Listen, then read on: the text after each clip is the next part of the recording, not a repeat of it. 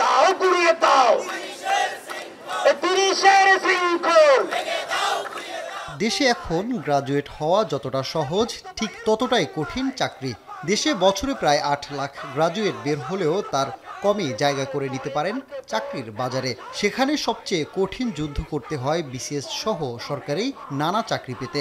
বয়সসীমা ৩০ হওয়ার কারণে সেখানে পিছিয়ে পড়ার অভিযোগ বহু চাকরি প্রার্থীর। তাই তাদের অনেক দিনের দাবি চাকরিতে প্রবেশের বয়সসীমা বাড়িয়ে ৩৫ করার।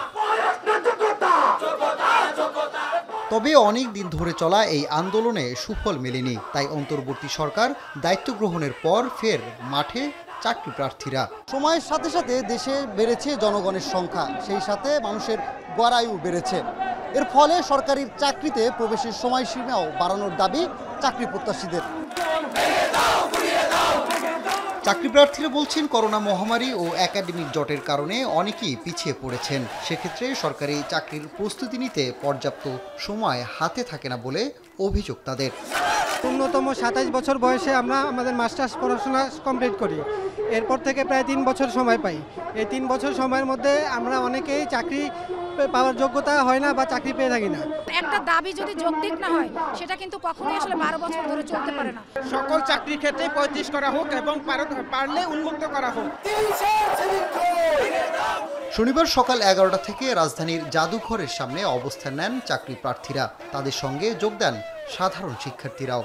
৩৫ আন্দোলনে যারা আছে তারা কিন্তু মুষ্টিমেয় লোক সক্রিয়ভাবে এই ছাত্র জনতার গণ অভ্যুত্থানে সক্রিয়ভাবে অংশগ্রহণ করেছিল। আমাদের এদেশের সরকার চিন্তা করে তারা সিঙ্গাপুর বানাবে, আমেরিকা বানাবে, সুইজারল্যান্ড বানাবে, কানাডা বানাবে। ওই দেশগুলোতে চাকরিতে আবেদনের বয়সসীমা ৩৫, ৪০, ৪৫, ৫০, ৫৯ এবং অনেক দেশের চাকরিতে আবেদনের বয়সসীমাই নেই। অধিকাংশ মনে করছেন যে এটা দ্বিতীয় সর্ববৃহৎ একটি বৈষম্য, যেটা চাকরিতে বয়সসীমা বেঁধে দেওয়া ৩০তম।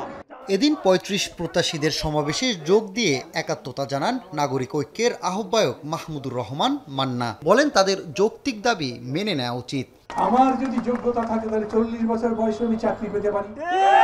একজন সামরিক বাহিনীর অফিসার, একজন আমলা নিজেরা চাকরি শেষ করবার পরে যদি আবার চুক্তি ভিত্তিতে নিয়োগ পেতে পারে, তাহলে এই তরুণ যারা ইতিহাস তৈরি করলো তারা পাবে না কেন? এরপর শনিবার দুপুর ১টার পর শাহবাগের মূল সড়কে অবস্থান নেন আন্দোলনকারীরা। ফলে শাহবাগ এলাকায় তৈরি হয় তীব্র যানজট, বিঘ্ন হয় স্বাভাবিক যান চলাচল। সমাবেশ ঘিরে সতর্ক ছিল আইন শৃঙ্খলা বাহিনী। সানিম মৃধা, এখন, Dhaka. Colour expert, George sap এবং মাইল্ড অন হ্যান্ডস টেকনোলজি সমৃদ্ধ অরিক্স ক্রিস্টাল ওয়াশ আপনার লন্ড্রি এক্সপার্ট।